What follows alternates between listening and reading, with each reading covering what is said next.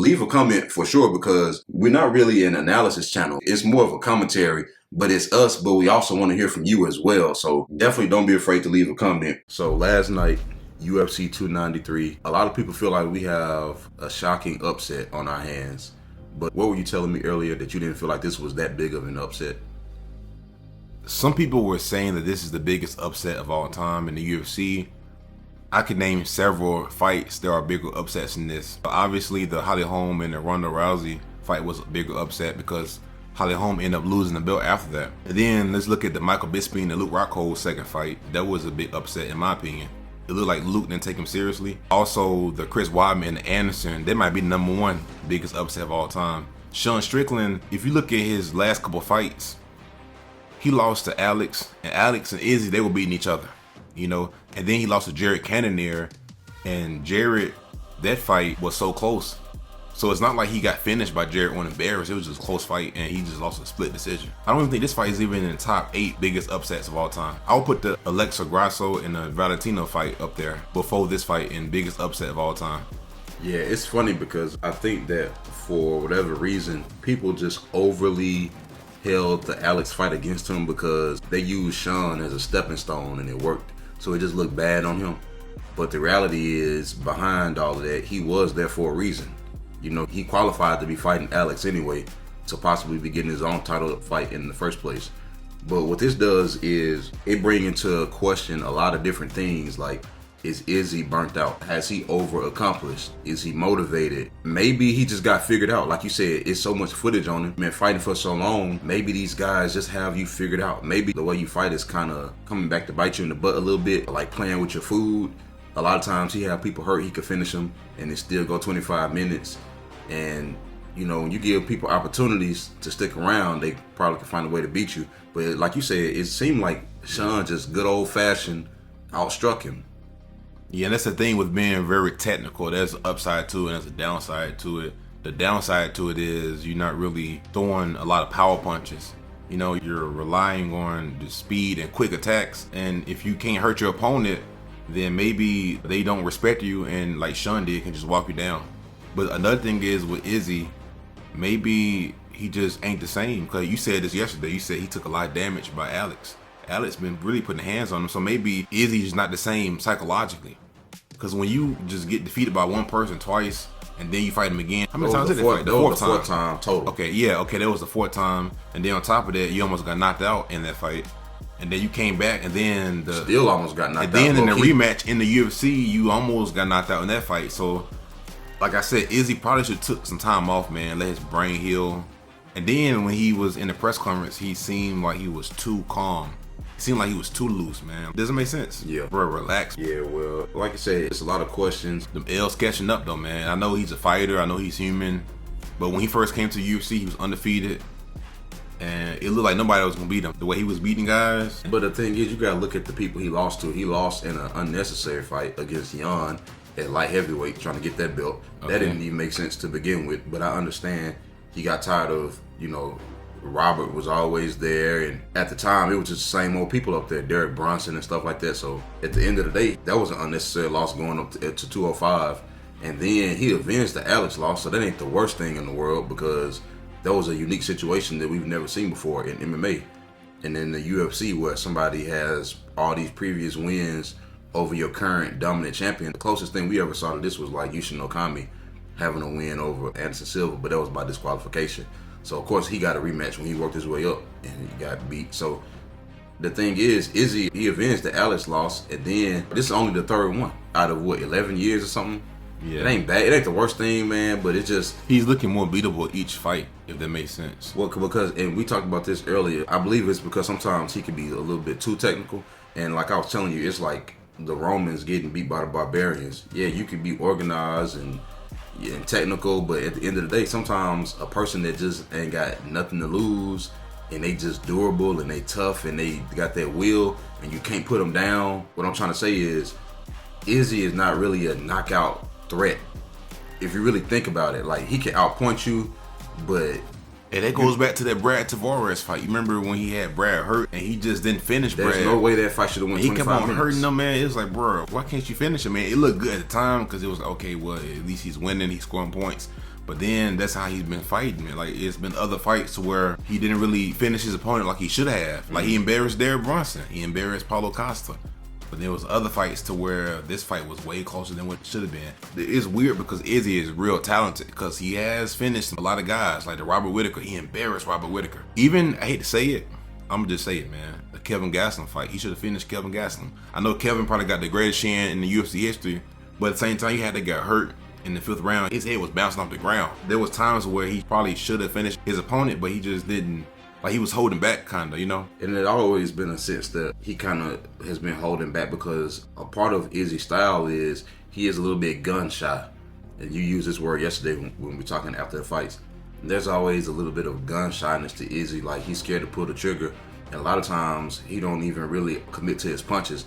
They're more like tag punches, like real fast. Yeah, like real quick punches. It's like on the UFC game when you just press the button. Yeah. Whereas you don't hold the power button. Yeah. And press it. All his punches are just quick attacks. And it's cool, but at the same time, fighters gonna figure it out, man. Like, they're gonna see, oh, I could just walk him down. You gotta understand, if he had any kind of threat, Sean would not be able to walk him down like that. Yeah. He didn't walk Alex down like that. And he didn't do it to Jared Cannonier either. But speaking of Alex, what I was gonna say is, do you think Sean training with Alex maybe gave him some insight on Izzy? Because you gotta understand, Izzy and Alex and went to war several times.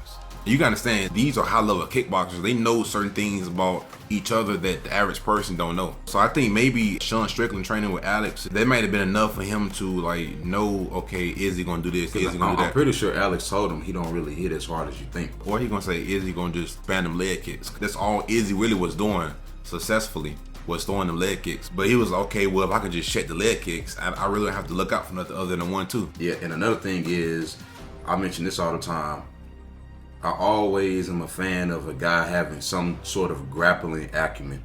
I don't care if you're a pure striker and you got to the top mostly using your striking and stand-up, takedown defense and then striking. Because the reality is, a fight like this, or let's say like a GSP, for instance, he would have took Sean down and just held him down if he had to get the W.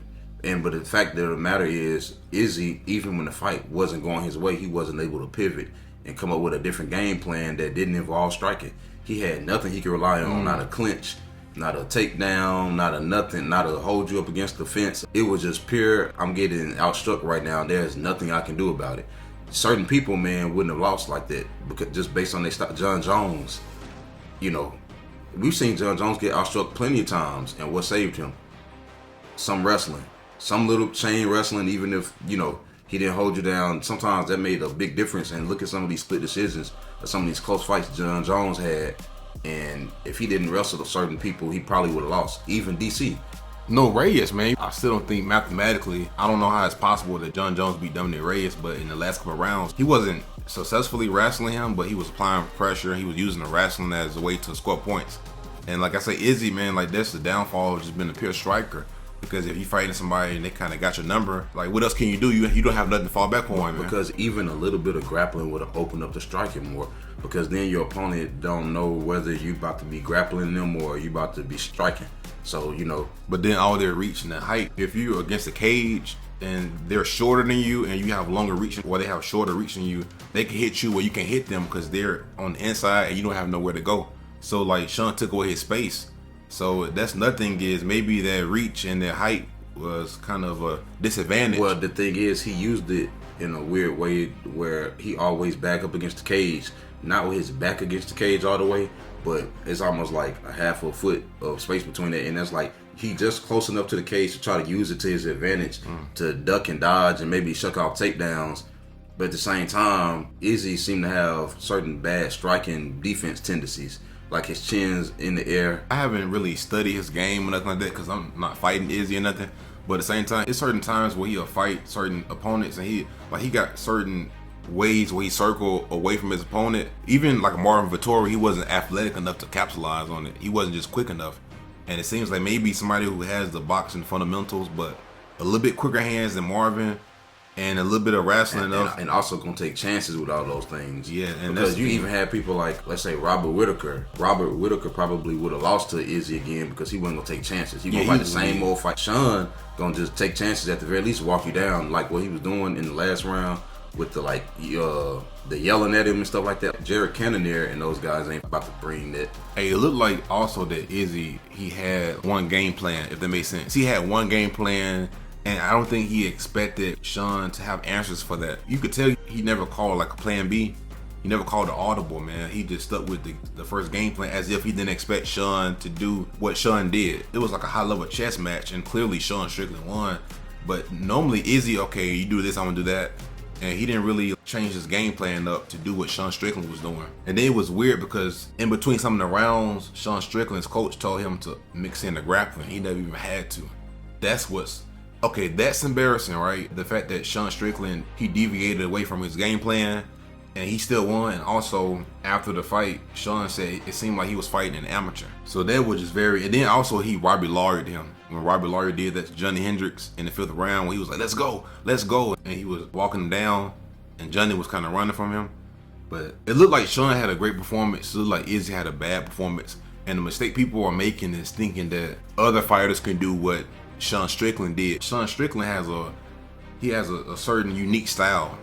And like you never know when he's gonna really engage. You never know when he's gonna throw punches. I don't think Sean knows when he's gonna throw punches. And his defense is incredible, man. That Philly shell. So I think a lot of people would think, okay, Sean did it, Izzy is over. Will Izzy become champion again? I don't know. I don't think so. You never know. But at the same time, I don't think it's over for Izzy. Like, you gotta understand, the Marvin Vettori's, these guys can't beat Izzy. If it's anybody who can beat Izzy, is maybe Alex and Sean Strickland. Those are only two people, man, who really... you Paulo Costa and... But the way he got beat in the first fight, man. Hamzat, but namely, what if Hamzat wins? So okay. Imagine Izzy having to deal with that, bro, because if Sean Strickland walked you down and put pressure, you know at least for a round or two, Hamzat gonna be able to do it as well. And you know he got that power. And on top of that, you got them long legs, them long limbs.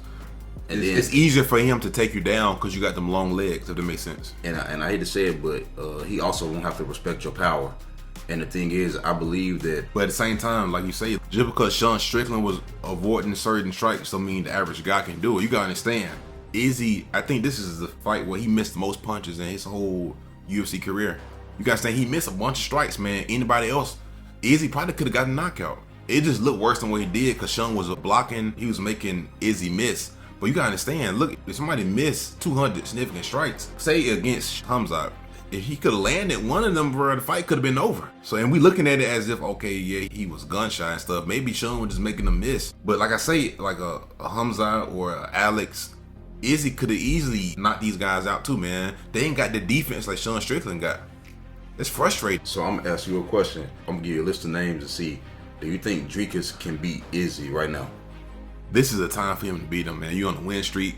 He undefeated in the UFC, right? Yep. Yeah, and Izzy, man. And who more unpredictable than Sean Strickland? And he got the grappling. And but the only thing is with Dricus, he don't have the defense that Sean has. He looked good against Robert Whitaker, but that's the only fight where he just looked amazing defensively like that. Can you do that consistently? Another thing is, dude, you look good like that. Say like in round 3 against Izzy, you know, because I think against anybody else, Izzy could have turned up against anybody else. Well, when does he do that though? That's been a thing. You got against Alex. He turned up in later rounds against Alex. You gotta understand, like he lost in the first couple rounds, or he didn't look as good like the whole round. You know what I mean? It was kind of back and forth, but then he was able to come back and beat Alex. But it ain't like Izzy finishing people in the 4th and 5th rounds, though. That's what I'm saying. Yes, yeah. But Dricus, man. Dricus, he gonna have. I think this is the only time he got to where he can beat Izzy. This is the only time right here. And honestly, if I'm Izzy, I probably would take a Dricus fight next because a lot of people gonna think he's gonna lose, and he can make his stock go up even higher if he beat him. And they seem to match Izzy up well with fights like that, where he'll lose, and then the next fight he'll normally overcome that. And it'll actually make you forget about the previous loss because people forgot that Izzy low key is 4-3 in his last 7 fights. 4-3. Yeah. 4-3. Jan, Alex, and Sean. Dang. And we don't really see it like that because we looking at other things like title defenses and stuff, which he's earned that right to where now he don't have to be on the win streak necessarily.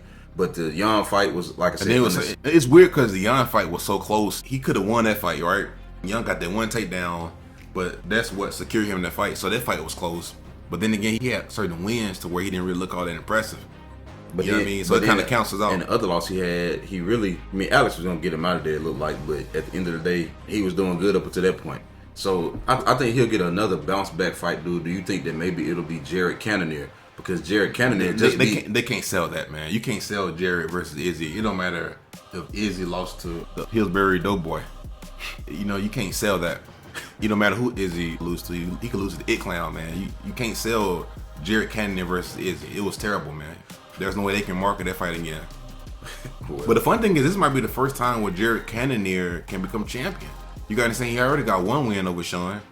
But another thing, it was a close fight too, so people might want to see that run back because it wasn't a bad fight either. And then they can both get aggressive. They both got to get more aggressive in the fight because the fight was so close. And Sean wasn't really as aggressive. What I was gonna say is, it's another person who Sean beat who's on the win streak right now. Hold on, his name started to be Brendan Allen. Yes, because I think that man dangerous. It makes Brandon look even better because the person who beat him, he's a champion now. And the other person that beat him, Chris Curtis, they trained together. So, and he's gonna be up there. I think he's gonna be up there real soon in the top 10. But these other guys, he's number 10 right now. Oh, for real? Mm-hmm. But these other guys, man, like the Paulo Costa, I think a lot of these guys are like, they're going to get pushed out the top 10. I hate to say it, get Edson Barboza. Yeah, man, they're gonna get put out the top 10, man. They're gonna get flushed out, man. But then you still got some names up there. You got your Roman Dolidze. Is Roman Dolidze fighting Derek Brunson? Yeah, I think so. Dude, what in the world? I thought Derek Brunson retired like 4 or 5 fights ago. Am I tripping? Do he keep retiring and then... Dude, he keeps saying Izzy lose. He keeps saying Izzy lose and say, man, you know what? I'm a bad matchup for him. Even though I don't really show up when I'm supposed to. Another thing is, you gotta understand, dude. You gotta understand, Drinkis beat him, right? 2 fights ago, right? Yeah. Derek is getting right there, man. He just can't win these big fights. And that's the funny thing because he fought Eric Cannonier, who went on the fight for the... So it's like, man, Derek really be right there, but for whatever reason, in the big fights. That's what I'm saying. That's why I don't like talking about the Paulo Costas and stuff, man. Because if you can't get past that hurdle, and I know this is a different weight class, but that's why even with Tom Aspinall, man, you got to get the elite of the elites. You gotta win that fight before I get too excited about you. The same way with Derek Brunson, and the same way with Paulo Costa. Win these fights. I don't think Paulo got to win over nobody in the UFC right now. Currently, man. But like I say, they all was on the Ultimate Fighter Brazil. Yeah, it was on. And then they all it's Jungle Fight right Bare Knuckles. But yeah, man. But I know what I was gonna say. It proves what we said prior when we said that the middleweight division is not the best division. You've had champions historically in the middleweight division that you forgot was champions. You got some guys who's like, hold on, this guy was champion, bro. Rich, man. But even I'm saying like the Chris Weidmans, the Luke Rockholds, it's like, man, hold on. I forgot some of these guys were champions. So when you think about the all-time great middleweight champions, you think about Anderson, you think about Izzy.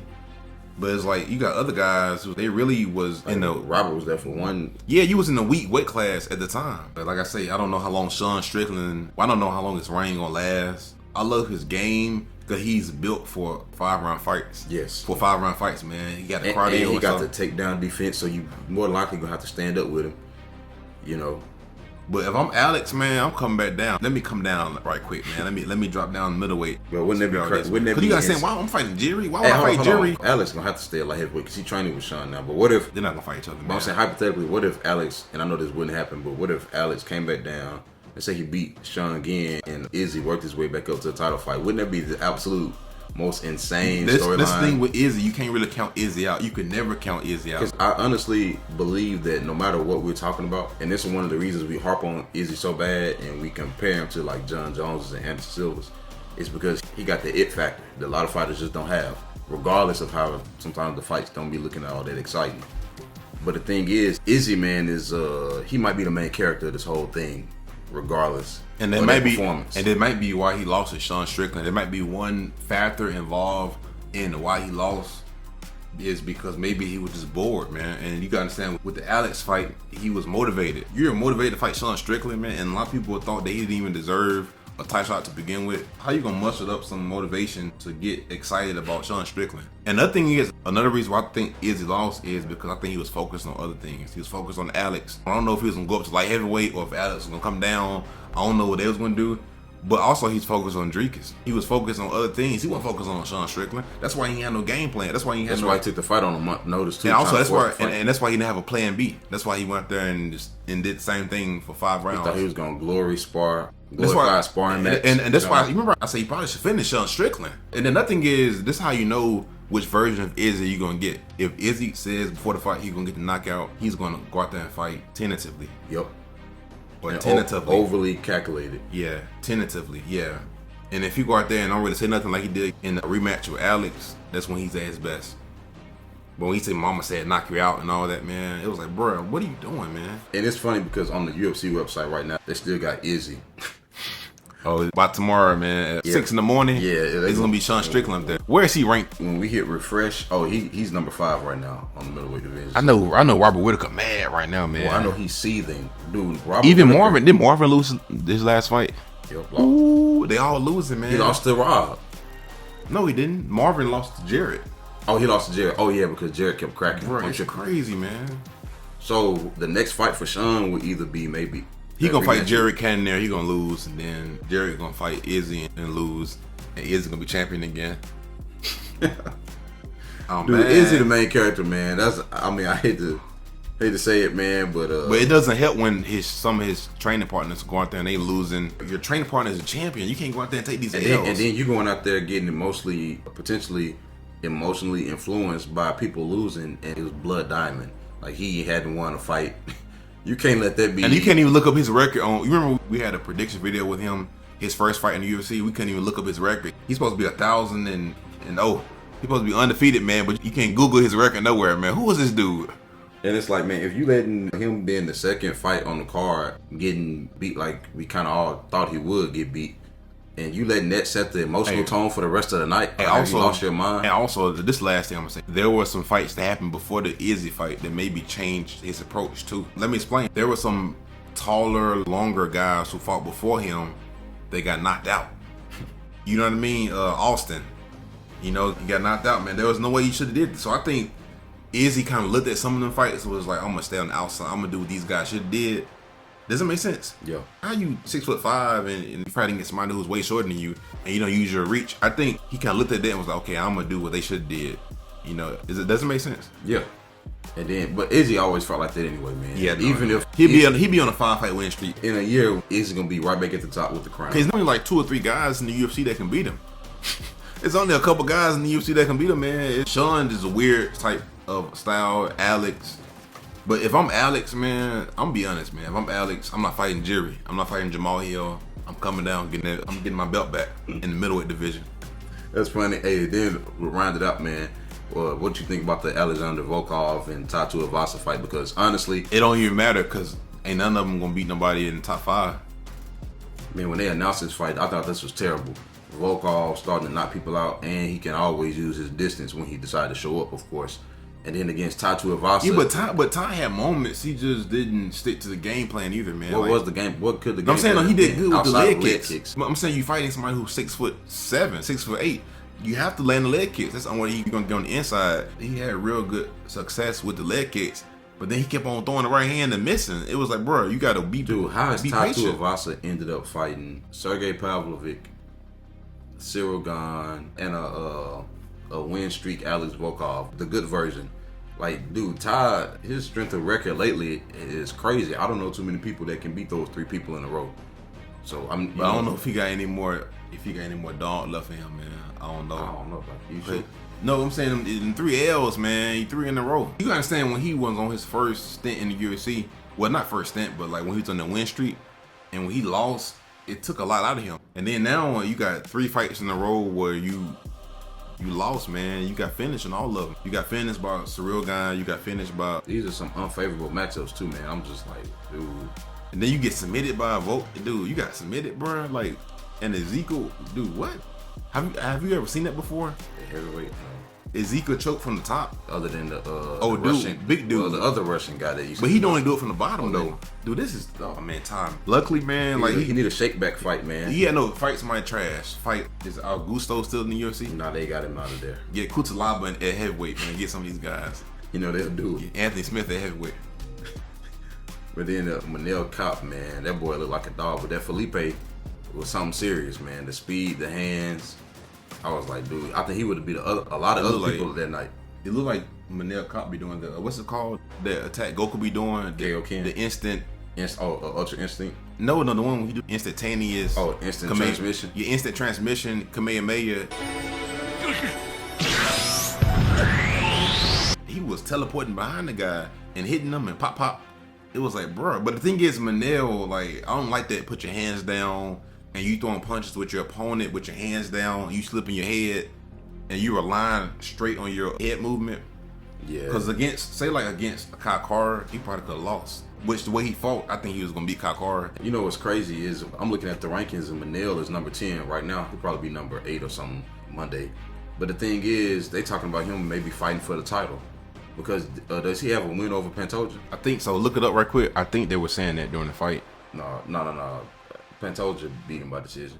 But that's nothing. Speaking of Manel, why was Izzy all in his face, man, talking about shut up, you midget, and all that, bro? You fighting Sean Strickland. When he spoke to Kakara after that, he was like, my body, and I'm paraphrasing, he said, my body just stood up and just started talking to him, and I was like, bro, like you had an out-of-body experience. Bro, focus on your fight, man. I lost 100 G's betting on you, bro. I pissed away all my money, believe it or not. I'm just playing. You know, get mad, bro. Man, I lost all my money. I bet the house. Nah, dude, but it's just in general, man, from people that's honestly believing that Izzy is the main character at the end of the day. Oh, absolutely, man. But it's just like certain things, man, like the Frozen, like Elsa. It's like, man, I think Izzy's at his best when he just don't say too much, if I'm being completely honest. It's funny how these champions be losing, and it's so many people that comes out and hate on you. And I told you so. And I was like, dang, you praying on my downfall? Because the thing is, we're being critical of Izzy because sometimes he is gun shy and he probably should pull the trigger more so than what he should to live up to the potential that is there. Because the one that finished Robert, the one that finished Paulo, man, the one that finished Derek Bronson. And you know what's crazy, man? I never thought too much about this, but they were saying that Paulo said something about being drunk off wine the night before, and I always just chalked it up to excuses. And then a few Izzy performances, I was like, man, so Paulo was listening to the song "Drunken Love" by Beyonce. That was his excuse. I would listen to the "Drunken Love" song, man. That's why I performed the way I did. You got embarrassed. That's what happened. But the thing is, I'm like, man, I started thinking like maybe your boy was going off a little bit of wine or something, man. Hey, it's gonna be a line from here to Mexico of people who want to fight Izzy next. Oh, 100%. It's gonna be a big line for 10,000 people. They calling Dana right now.